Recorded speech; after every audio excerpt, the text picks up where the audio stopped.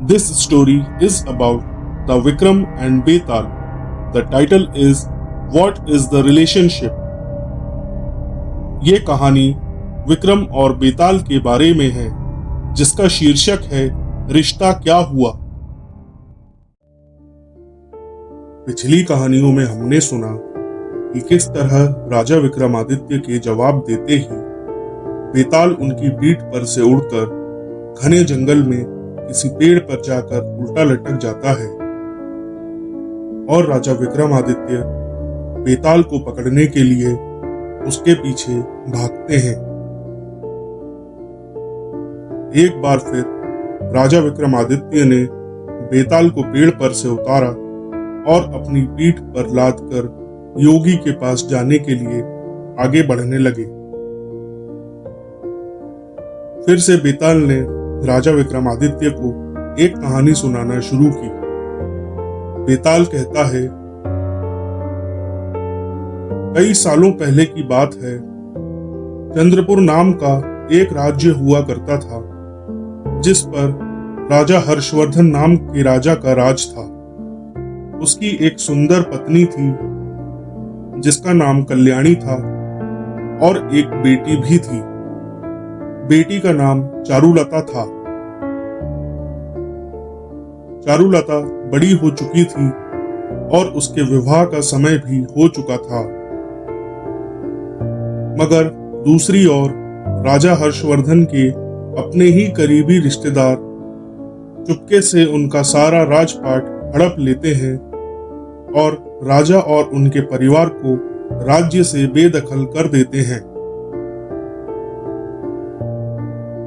राजा हर्षवर्धन अपनी पत्नी और बेटी के साथ इंद्रप्रस्थ नाम के देश की ओर चल पड़ते हैं, जो कि उनकी पत्नी कल्याणी के पिता का राज्य था। चलते चलते जब रात हो जाती है, तो राजा जंगल में ही रात गुजारने का फैसला करते हैं। राजा अपनी पत्नी और बेटी से कहते हैं कि तुम दोनों कहीं जाकर छिप जाओ, क्योंकि यहीं पास ही में लुटेरों की बस्ती है। वो रात को तुम दोनों को परेशान कर सकते हैं। राजा की बात सुनकर पत्नी कल्याणी और बेटी चारुलता जंगल में जाकर छिप जाती हैं। उसी समय लुटेरे राजा पर हमला कर देते हैं। राजा बड़ी बहादुरी से लुटेरों से लड़ते हैं, लेकिन अंत में मारे जाते हैं। लुटेरों के जाते ही जब पत्नी कल्याणी और बेटी चारुलता बाहर आती हैं, तो वो राजा को मरा हुआ पाती हैं। राजा के शव को देख दोनों बहुत दुखी हो जाती हैं। दोनों माँ बेटी राजा की मौत का शोक मनाते हुए एक तालाब के किनारे जा पहुंचती हैं। तभी चंद्रभान नाम का एक साहूकार अपने बेटे के साथ वहां से गुजर रहा होता है। उसे रास्ते में दो महिलाओं के पैरों के निशान दिखते हैं। ये देखकर साहूकार अपने बेटे से कहता है, अगर ये दोनों स्त्रियां मिल जाती हैं, तो जिससे चाहो तुम शादी कर सकते हो। पिता की ये बात सुनकर बेटा कहता है, पिताजी, छोटे पैर वाली उम्र में भी कम ही होगी, इसीलिए मैं छोटे पैर वाली से ही शादी करूंगा। आप बड़े पैर वाली से शादी कर लेना। मगर साहूकार की शादी करने की इच्छा नहीं थी, लेकिन बेटे के बार बार जोर देने पर वो राजी हो जाता है। वो दोनों उत्सुकता से उन पैरों के निशानों वाली महिलाओं को ढूंढने में जुट जाते हैं। दोनों जब स्त्रियों को ढूंढते ढूंढते तालाब के पास पहुंचते हैं, तो उन्हें वहां दो सुंदर स्त्रियां दिखाई देती हैं।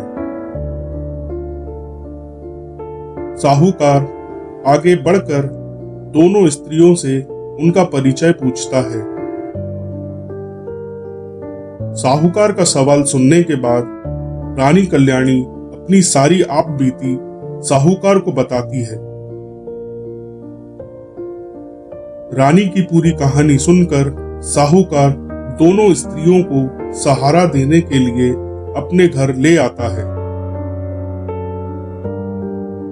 संयोग से रानी कल्याणी के पैर छोटे और बेटी चारुलता के पैर बड़े थे, इसीलिए साहूकार का बेटा रानी कल्याणी से और साहूकार बेटी चारुलता से शादी कर लेते हैं। उन दोनों की आगे चलकर कई संतानें भी पैदा होती हैं। इतनी कहानी सुनाकर बेताल राजा विक्रमादित्य से पूछता है, तो बताओ राजा विक्रमादित्य, अब इन दोनों की संतानों का आपस में क्या रिश्ता होगा? बेताल का सवाल सुनकर राजा विक्रमादित्य भी सोच में पड़ जाते हैं। कुछ देर तक सोचने के बाद भी उन्हें सही जवाब नहीं मिलता, इसीलिए वो चुपचाप आगे बढ़ते रहते हैं।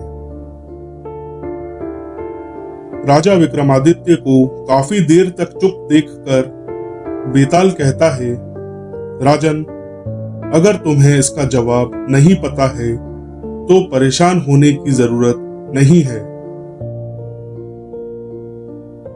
मैं तुम्हारे पराक्रम और धीरज से बहुत खुश हूं। मैं इस मुर्दे से निकल जाता हूं और तुम इस मुर्दे को अपने वादे के अनुसार योगी के पास लेकर जा सकते हो। लेकिन याद रहे, जब योगी तुम्हें सिर झुकाकर इस मुर्दे को प्रणाम करने को कहे तो तुम उससे कहना कि पहले आप ऐसा करके दिखाएं कि कैसे करना है। जब योगी सिर झुकाए तो तभी अपनी तलवार से योगी का सर धड़ से अलग कर देना। उसका सर धड़ से अलग करते ही तुम पूरी पृथ्वी के चक्रवर्ती सम्राट बन जाओगे।